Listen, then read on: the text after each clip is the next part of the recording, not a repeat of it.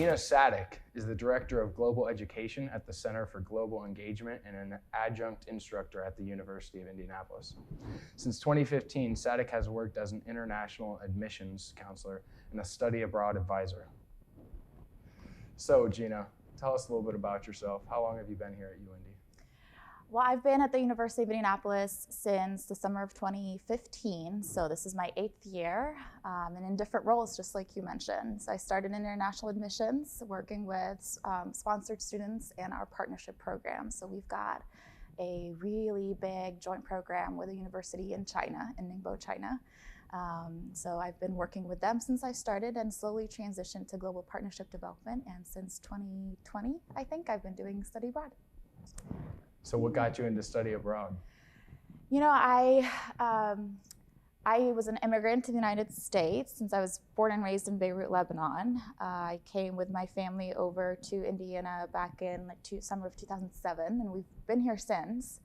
But I was intentional picking where I wanted to study my undergrad to be surrounded by other internationals as well. And I got to, as kind of a quasi international student during my undergrad, I also went and studied abroad in France, which was an incredible experience.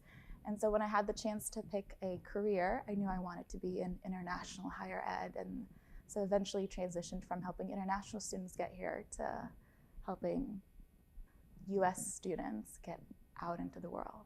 And Wow. I love it, yeah. Okay. So where did you go to college originally? I actually hopped around a little bit. I started at Earlham College in Richmond, Indiana. And then transitioned and graduated from IUPUI, and my undergrad is in philosophy. Okay. Okay. So do you have your master's? I don't. I've attempted that a couple times, but I have he's close to being 7-year-old boy, and life happens, and haven't gotten there yet, but hope maybe someday. Okay. Sorry, I didn't mean to invade your Oh, personal no, it's space or okay. anything. Just wanted to know. Yeah. So tell us a little bit about your time in Dijon, France. So I spent a summer in Dijon and I took a philosophy course. I actually went on what we call a faculty-led trip. So it was my own professor leading a group of me and other colleagues from the same school, and we went and just took the course that we would have taken at our school, but took it in Dijon. So we spent a month there and did the course together, and it was a combination course. We had grad students and undergrads studying post-colonial theory, which was really, really incredible. And then I happened to have extended family living a little bit outside of Paris, so I got to spend a couple of weekends visiting them, and so it was a dual purpose. Wow, that's nice. So how do you feel like that changed the way the class operated? So the really cool thing about that is we got to study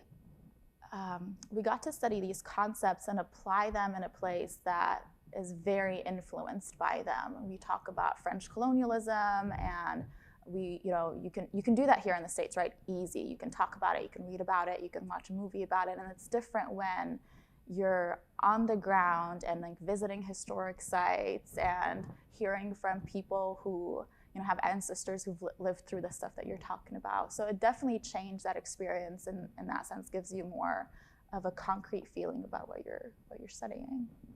So do you feel like you ever would have gotten into becoming a study abroad advisor if you did not do that? I'd like to think so, just because of my international travel background, through being an immigrant, through just having family and friends all over the world. I'd like to think so. I'm always a huge advocate for experiencing new things, right? Traveling abroad, meeting people from other places, learning new languages. So I would hope so. Okay. So I'm sorry about that. So where all have you been, and what would you say your favorite place was to go? That's a really good question. So let's see. So I was born and raised in Lebanon, so obviously I've been there. I've been to Syria, to Aleppo, France, of course, Switzerland, Italy, the US, Canada, Mexico just recently. And again, really soon, I'll be traveling to Mexico in March, which I'm very excited about. I've been to Cyprus with the university for the International Symposium on Service Learning last year, which was really great. Where else? Traveled to mainland China, visiting our partnership sites there, Taiwan, Korea, South Korea, and Japan. I think that's all of them. Wow. All of them, that's very little compared to a lot of other people, actually. So I have a giant list and I keep trying to cross things off, but there's just not enough time and money and all of that. But I'll get there. And having a kid, that yes. kind of changes things. Yes, it does. But he's a great traveler too. He went to China with me when he was 2.5, and he was great and loved it. And he's been to Lebanon as well, and so he likes traveling. Wow. Hopefully he can stay an easy traveler and keep that passion. The other part of your question was a favorite place? Which was your favorite, if you can choose? So I'll go ahead and just remove Lebanon from there because that's home, right? Biased. Yes. I understand. So can't have that in the mix. Let's see. They're also different. I think I would choose Japan.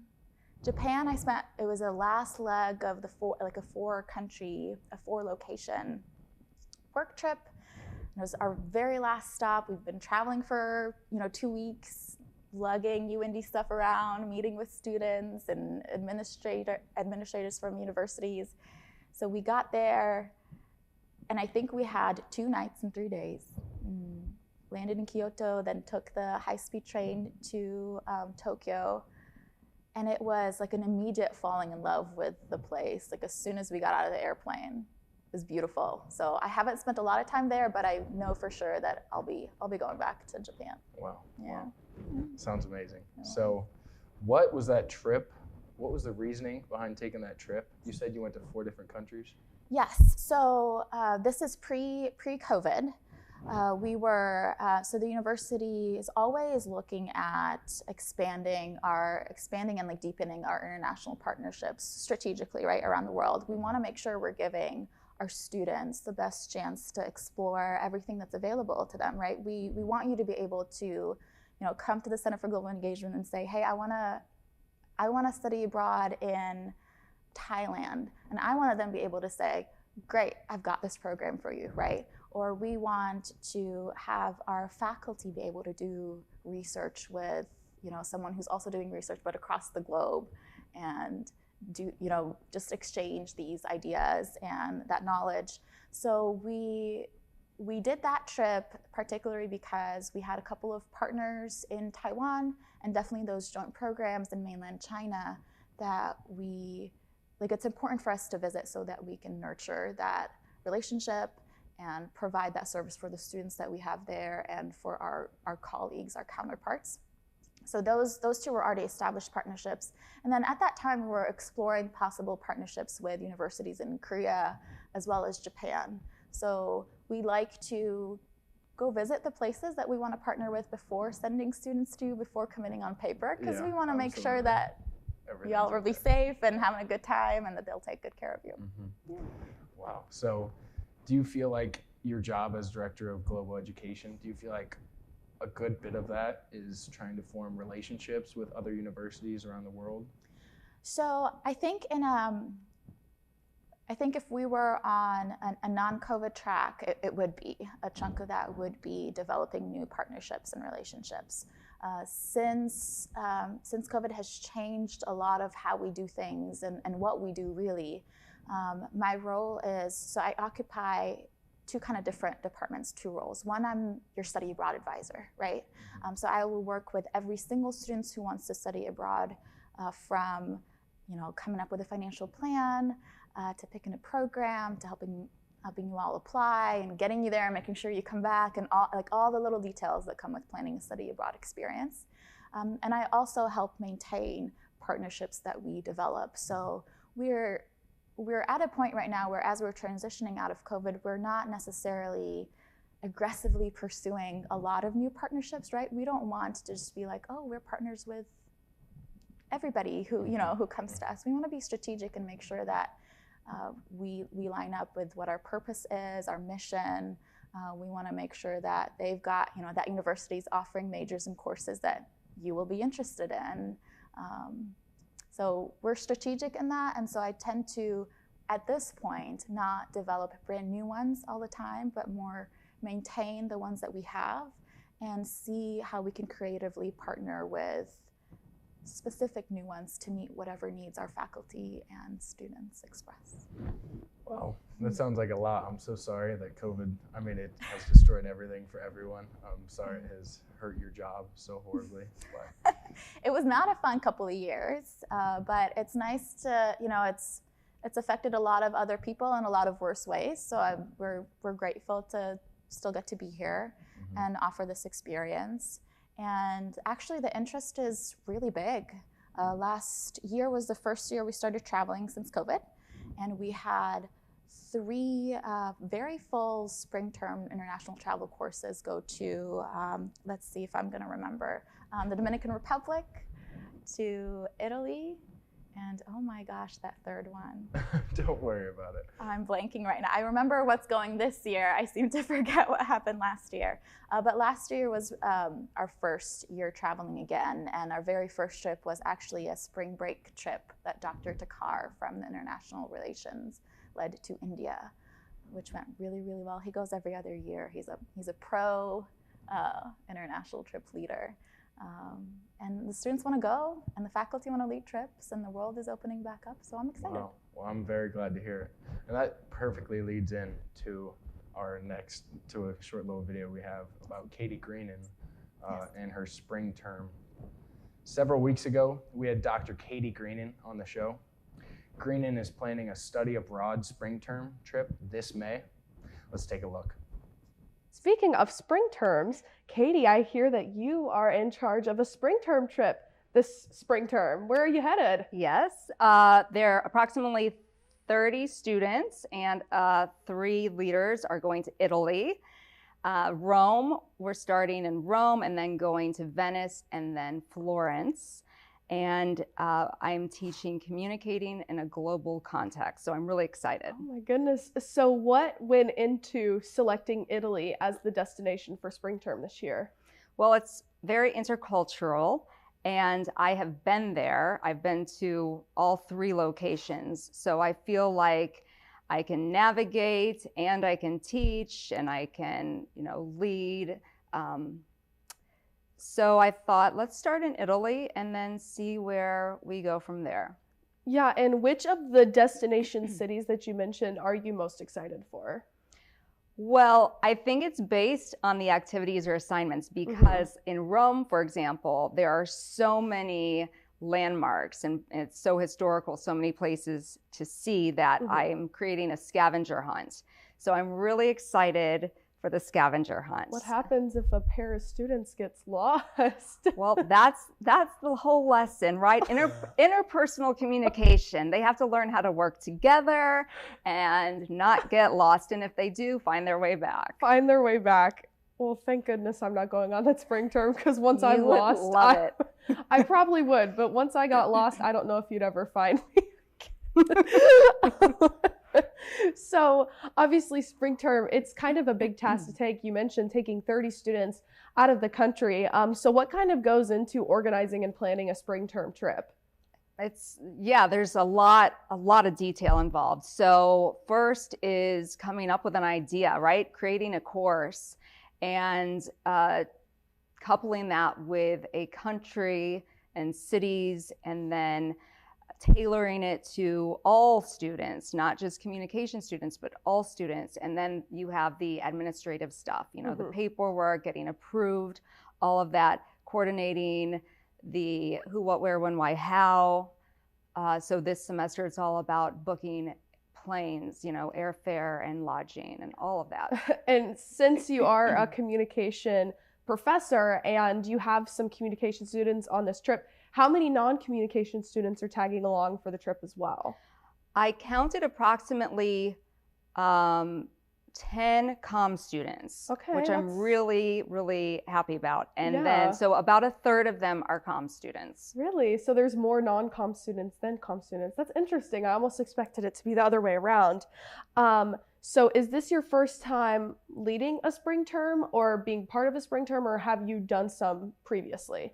I co-led a spring term last year, and Mhm. we did the Camino de Santiago in Spain. So we walked 165 miles across northern Spain. And Phew.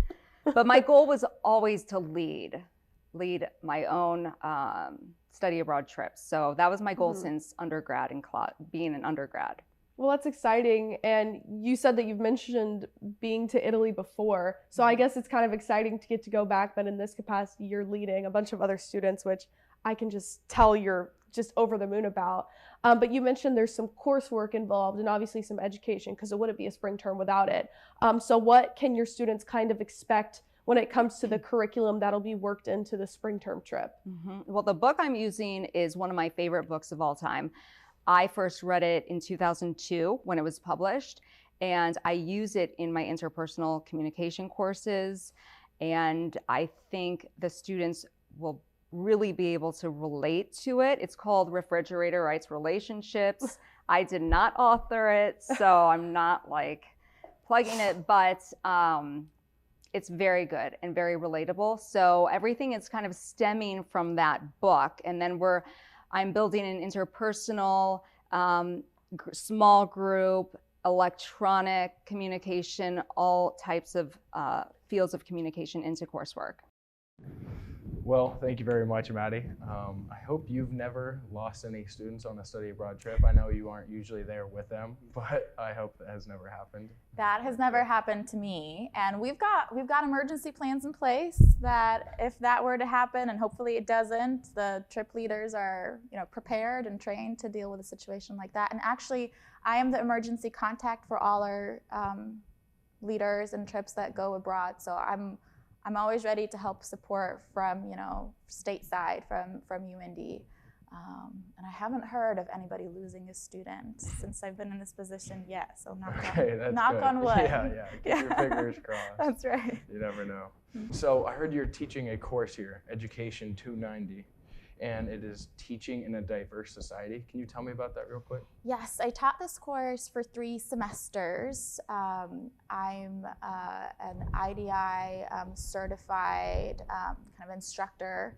And I was tapped in by our School of Education to help teach this course that was actually created by Dr. Hayward, who's no longer with us, but he was teaching like 8 sections of it at each year or something like that, and he created it from scratch. And it's this really, really well thought out course that is specific to education majors, but often we find because it meets global aware. I think it meets the global awareness requirement, and probably as soon as I said that, it's going to be wrong.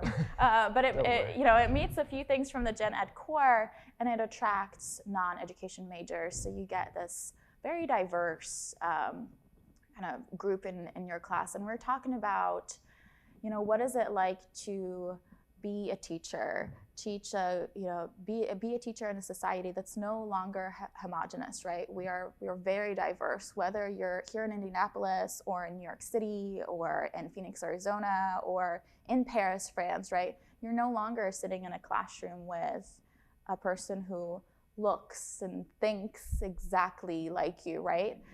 So what does that mean for teachers in terms of, what is it that we're choosing to teach our students? Who makes those decisions? How do we deliver our coursework?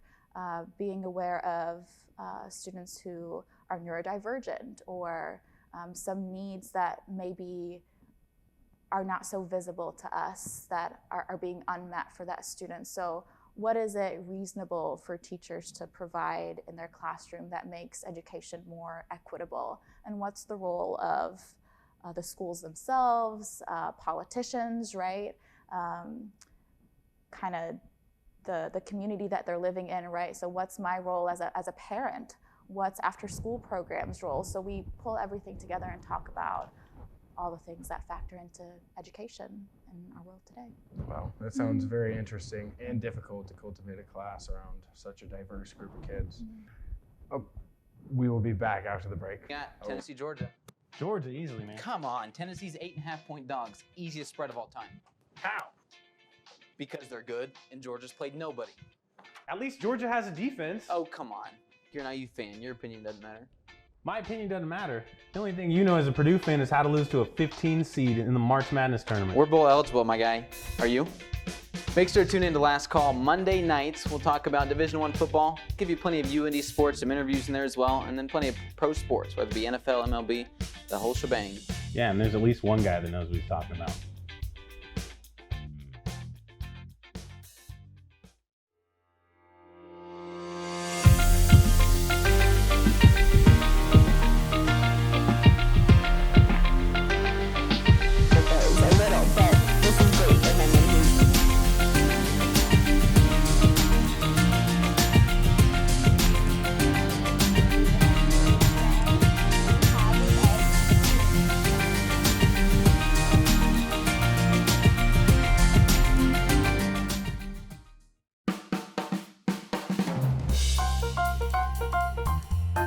Hey, it's Giselle here on 88.7 WICR.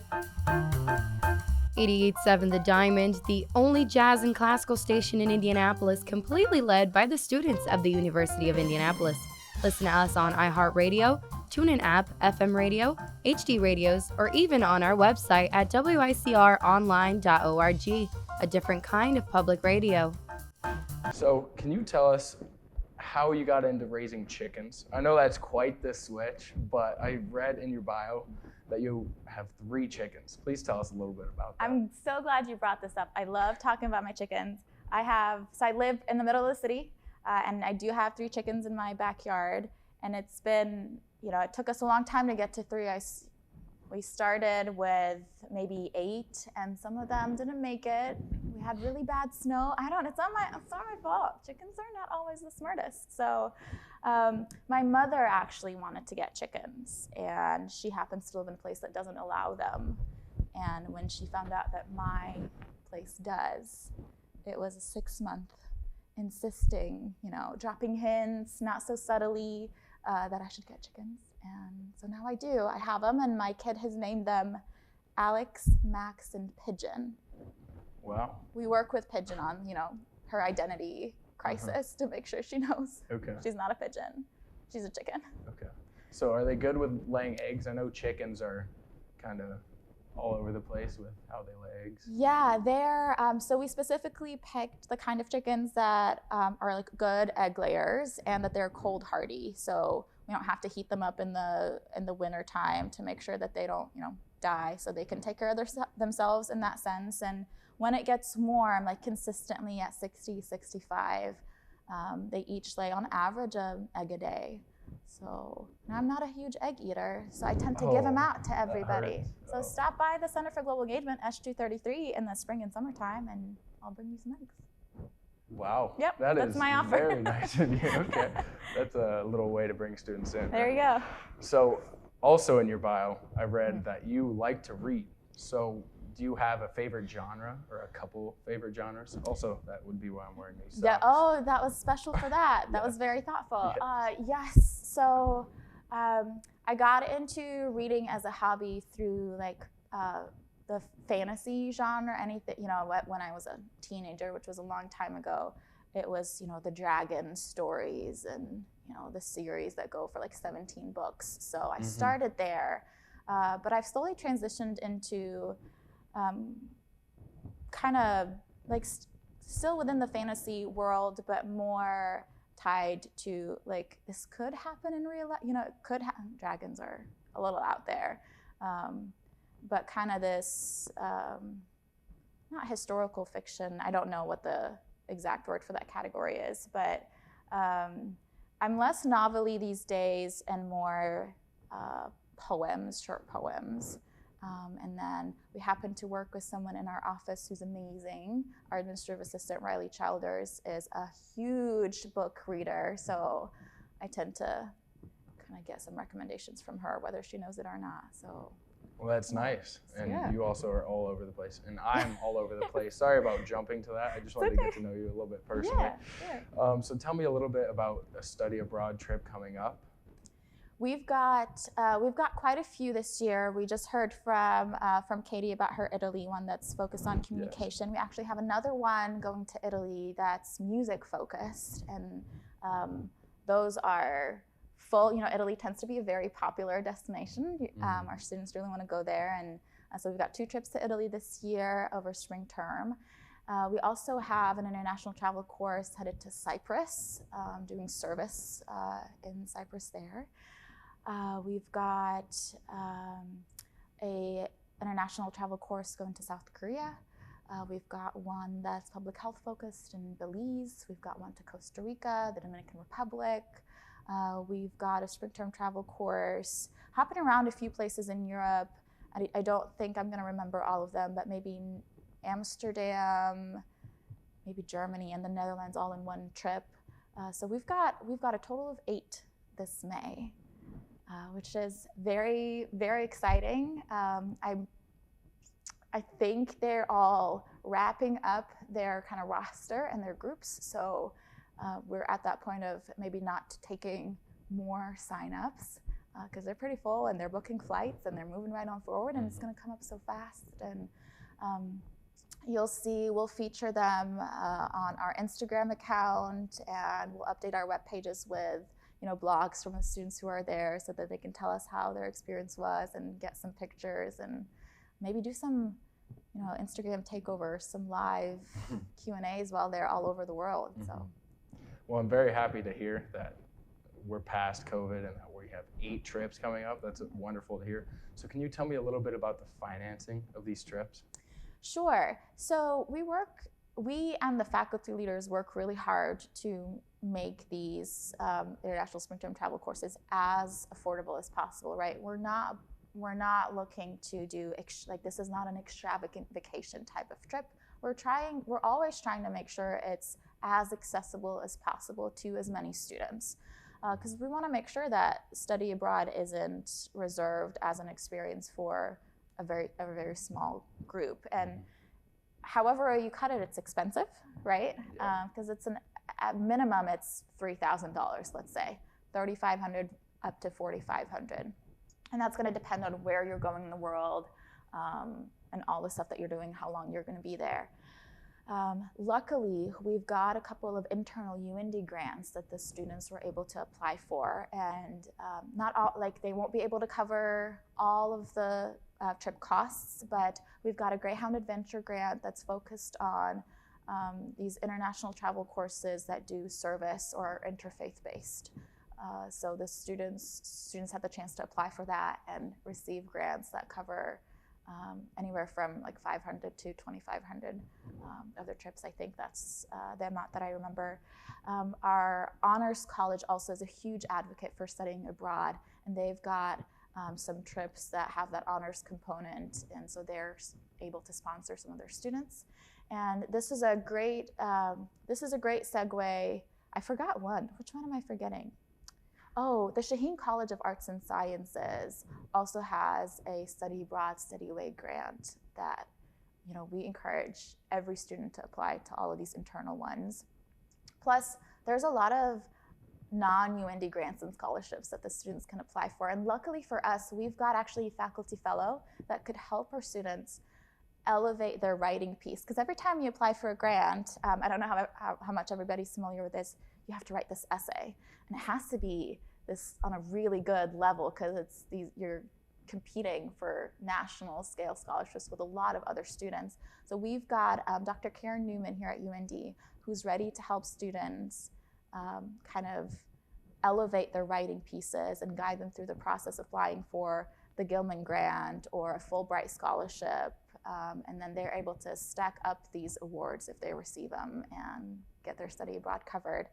While we're on this topic, I'm rambling now and talking a lot more than maybe I intended to, but I am happy to be here with you today, and this will be our first announcement of this new grant that we were able to offer for the first time this year for our students who are studying abroad on UIndy-led trips, so the spring term international travel courses. We're gonna pick one student from each trip and give them a small amount of money that they'll use toward their trip. Any little bit helps, and they're gonna be study abroad ambassadors. So all we expect in return is that they tell us about their experience, and we get to feature them on Instagram and maybe tap into them when they come back and they help us with a presentation in the fall. So Wow, I wish COVID didn't mess that up for me. I would have loved to be an ambassador. Well, we would love to have you. I'm sorry to cut us short. Yeah. Thank you for joining us on UIndy TV. I'm Tim Mathioudakis, and this is Ghina Sadek. Thanks for joining us on Good Morning Greyhounds.